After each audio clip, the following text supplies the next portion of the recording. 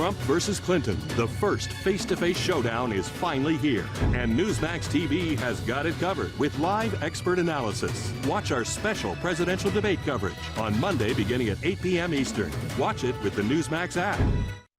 And we are all looking forward to that. On this day in history, September 23rd, 1932, Detroit Tigers catcher Ray Hayworth and his wife Virginia welcomed their second son.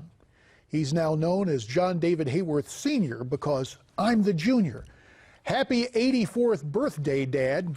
Also on this day in history, in 1952, after GOP vice presidential nominee Richard Nixon had been accused of improprieties relating to a fund established by his backers to reimburse his political expenses, he flew to Los Angeles and delivered a half-hour national televised address known as the Checkers Speech, where he defended himself, urged those in the audience to wire the Republican National Committee to say whether or not he should remain on the ticket. He did, served 2 terms as vice president, lost the presidential race to John F. Kennedy in 1960, only to win in 1968. Despite resigning in August of 1974, his high point was his trip to China, which we remember in today's American moment.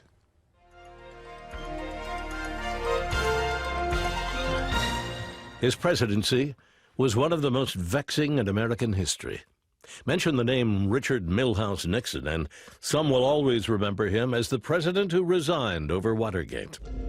But many others will credit him with one of the greatest diplomatic achievements, the reestablishment of relations between the United States and the People's Republic of China. As I have pointed out on a number of occasions over the past 3 years, there can be no stable and enduring peace without the participation of the People's Republic of China and its 750 million people. For 25 years, diplomatic relations between the two great nations had chilled, following the United States' decision to recognize Taiwan as the legitimate government of China.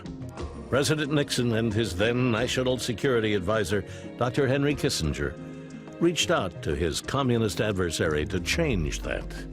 The meeting between the leaders of China and the United States is to seek the normalization of relations between the two countries, and also to exchange views on questions of concern to the two sides. On February 21st, 1972, President Nixon, along with his wife Pat, arrived in Beijing. He was feted by the Chinese and honored by no less a figure than Chairman Mao himself. Richard Nixon's opening of China to the West has been described as genius, the boldest diplomatic move on the global chessboard in a century. In one stroke, Nixon had separated communist China from the Soviet Union, reducing the power of the communist bloc and paving the way for the eventual end of the Cold War. For Newsmax TV, I'm Bill Curtis, and this is an American moment.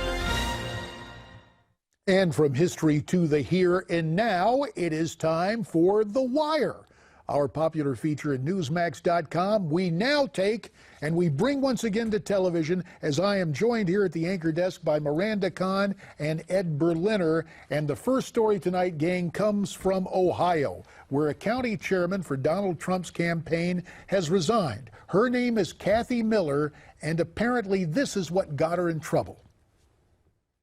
If you're black and you haven't been successful in the last 50 years, it's your own fault.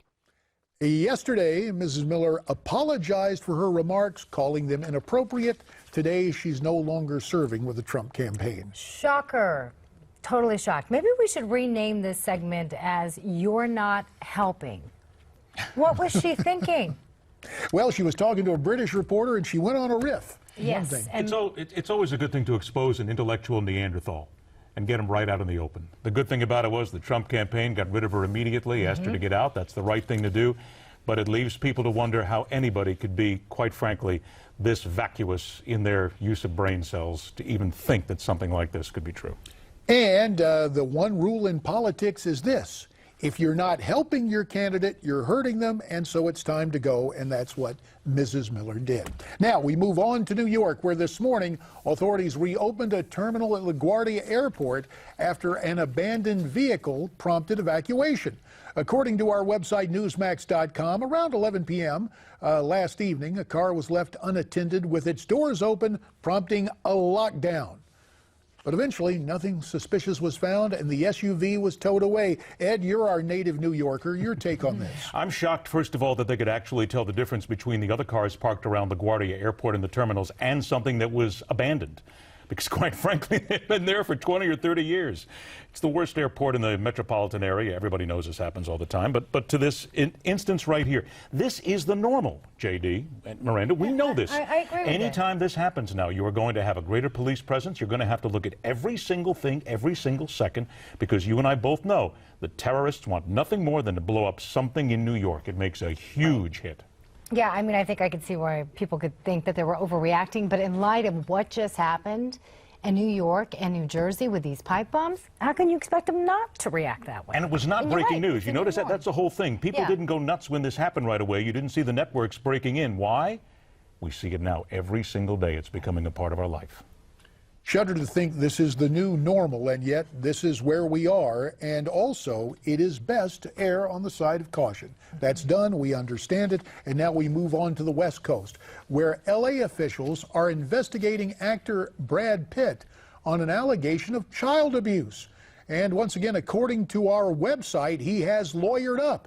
The actor is accused of allegedly getting verbally and physically abusive to one of his children on a plane flight. Child Services is investigating. The FBI, though, is saying it is mulling a possible probe. With Bradgelina now a thing of the past, they're going their separate ways. Miranda, is this just the afterburn of a relationship gone sour?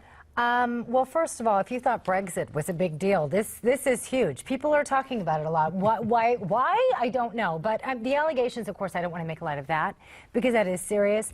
But honestly, this is what is on the minds of Americans right now. I don't get it. Personally, that's their business. No evidence, all hearsay. Right. Nothing to it whatsoever. This was an argument they got into with his 15-year-old son aboard the aircraft, a private aircraft. Fathers and sons have arguments all the time. This sounds to me like nothing more than some sort of retribution, some sort of revenge. Something's going on here in a divorce. But come on, people. Pay attention to something that's important. This is ridiculous and unnecessary to continue to talk about.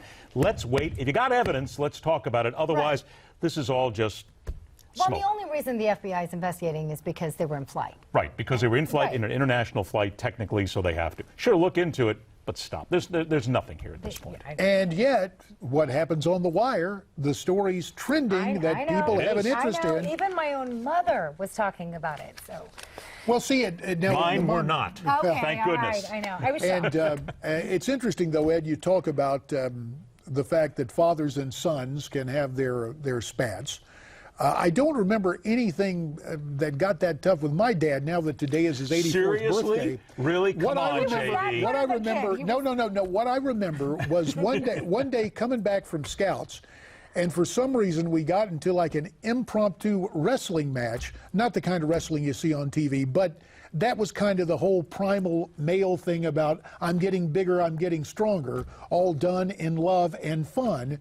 And very seldom, my folks kind of had a loose leash on me, not really pulling in the reins, and so I didn't feel the need to rebel. I was one of the few kids. Well, I didn't have a curfew. Now I don't. Parents, you may not try it now, but we'll see. I caught it from my dad more than once, and I deserved every single time it happened, and I love him to this day more than anybody in my life, and I deserved it when it happened, so I'm never going to hold it against him.